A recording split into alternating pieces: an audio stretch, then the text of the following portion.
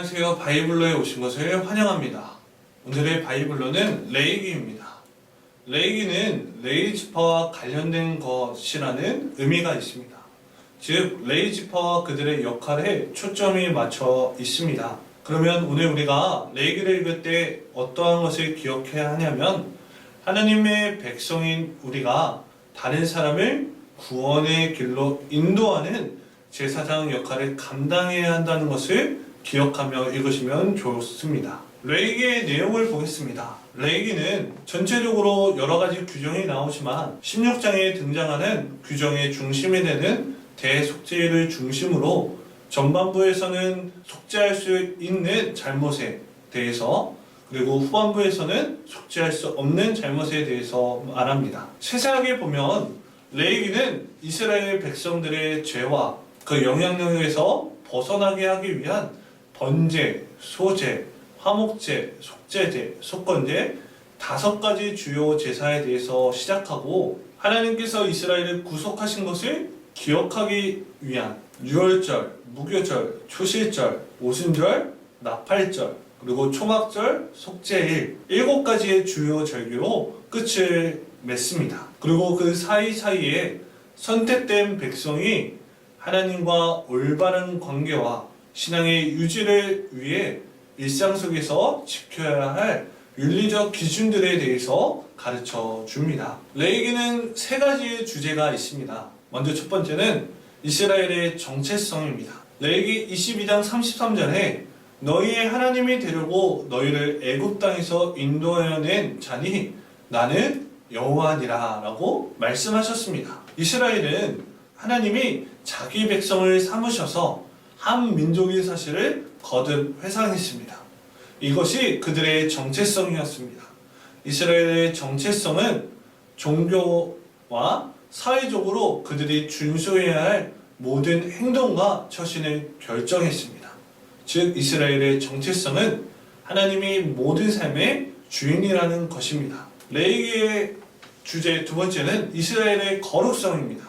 레위기 20장 26절에 너희는 나에게 거룩할지어다. 이는 나 여호와가 거룩하고 내가 또 너희를 나의 소유로 삼으려고 너희를 만민 중에서 구별하였음이니라 라고 말씀하십니다. 이 거룩은 구별된다는 의미입니다.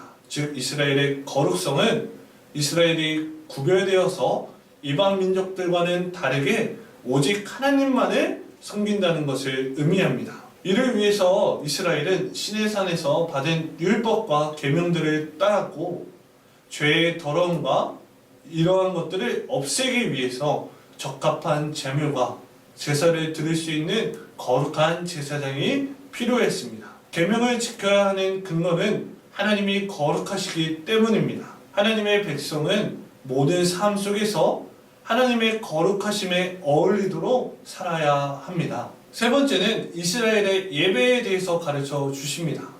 레위기 17장 11절에 육체의 생명은 피에 있습니다. 내가 이 피를 너희에게 주어 제단에 뿌려 너희의 생명을 위하여 속죄하게 하였나니 생명이 피에 있으므로 피가 죄를 속하느니라 라고 말씀하십니다. 제사의 토대는 믿음입니다. 하나님의 거룩성을 범한 자가 짐승을 희생으로 드림으로써 자신에게 요구되는 목숨을 짐승의 생명의 피로 대신할 수 있습니다.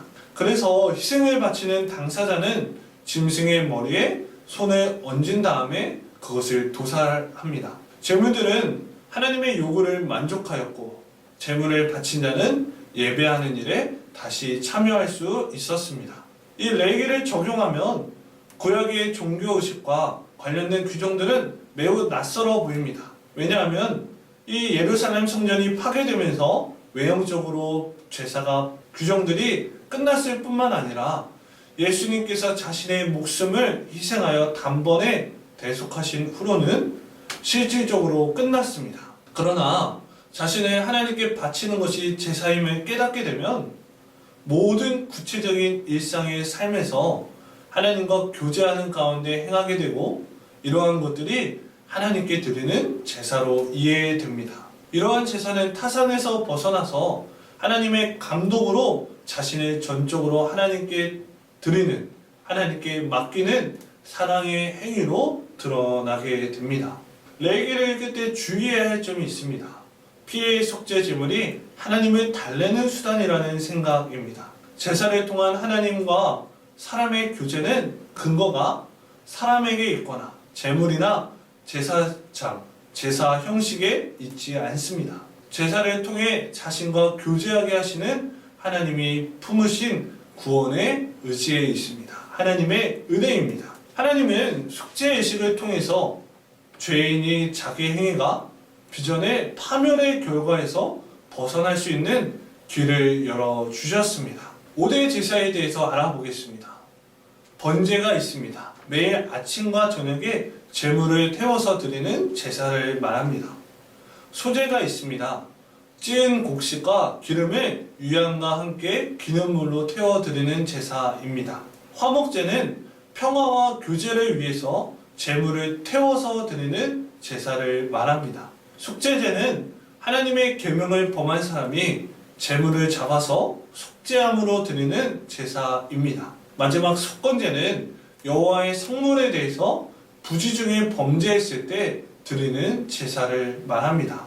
방법에 따라서 제사의 종류를 나눕니다. 먼저 화제가 있습니다. 불에 태우는 제사를 말하고, 거제는 제사장이 제물을 높이 들었다가 내리는 제사를 말합니다. 요제는 제사장이 제물을 높이 들어서 흔들었다가 내리는 제사를 말하고, 마지막 전제는 잔에 포도주나 독주를 담았다가 붓는 제사를 말합니다. 이상입니다.